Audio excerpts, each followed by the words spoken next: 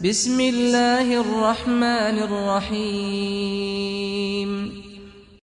رسول اللہ صلی اللہ علیہ وسلم نے فرمایا، جو شخص تکبر کرتے ہوئے ٹخنوں کے نیچے کپڑا گھسیٹ کر چلتا ہے تو اللہ تعالیٰ اس کی طرف رحمت کی نظر سے نہیں دیکھتا۔ رسول اللہ صلی اللہ علیہ وسلم نے فرمایا، جو مسلمان مرد اور مسلمان عورت جمعے کے دن یا جمعے کی رات مرے تو وہ عذاب قبر اور فتنے قبر سے بچا لیا جائے گا، اور اللہ تعالیٰ اس سے اس حال میں ملے گا کہ اس پر کچھ حساب نہ ہوگا۔ رسول اللہ صلی اللہ علیہ وسلم نے فرمایا، 7 گناہوں سے بچو۔ لوگوں نے پوچھا وہ کون سے گناہ ہیں؟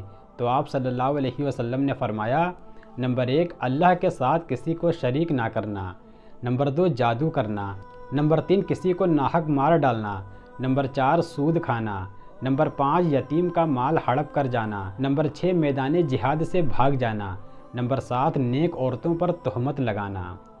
رسول اللہ صلی اللہ علیہ وسلم نے فرمایا، کثرت سے سجدہ کیا کرو، کیونکہ جب تم صرف اور صرف اللہ کے لیے سجدہ کرو گے تو اللہ تعالیٰ اس کے بدلے تمہیں 1 درجہ بلند کرے گا اور تمہارا 1 گناہ معاف کرے گا۔ رسول اللہ صلی اللہ علیہ وسلم نے فرمایا، تم اپنے مسلمان بھائی سے جھگڑا مت کرو، اور نہ اس سے ایسا مذاق کرو جو جھگڑے کا سبب بنے، اور نہ اس سے ایسا وعدہ کرو جس کو تم پورا نہ کر سکو۔ رسول اللہ صلی اللہ علیہ وسلم نے فرمایا، جس نے کسی مسلمان کی پردہ پوشی کی، اللہ تعالیٰ قیامت کے دن اس کی پردہ پوشی کرے گا۔ رسول اللہ صلی اللہ علیہ وسلم نے فرمایا، اللہ تعالیٰ فرماتا ہے کہ جب میرا بندہ مجھ سے ملاقات پسند کرتا ہے تو میں بھی اس سے ملاقات پسند کرتا ہوں، اور جب وہ مجھ سے ملاقات ناپسند کرتا ہے تو میں بھی ناپسند کرتا ہوں۔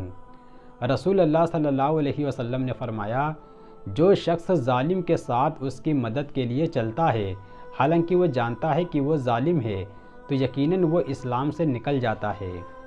رسول اللہ صلی اللہ علیہ وسلم نے فرمایا، لوگوں میں سے اللہ پاک کو سب سے زیادہ ناپسندیدہ شخص جھگڑالو قسم کے لوگ ہیں۔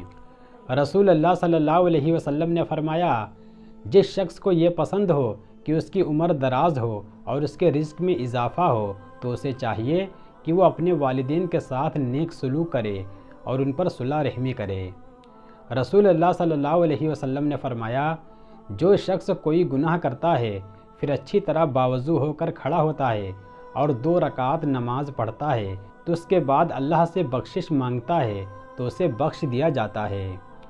رسول اللہ صلی اللہ علیہ وسلم نے فرمایا، بے شک اللہ تعالیٰ بندے کی اس ادا پر خوش ہوتا ہے کہ وہ کھانا کھائے تو اس پر اللہ کی تعریف بیان کرے، یا پانی پیے تو اس پر اللہ کی تعریف بیان کرے۔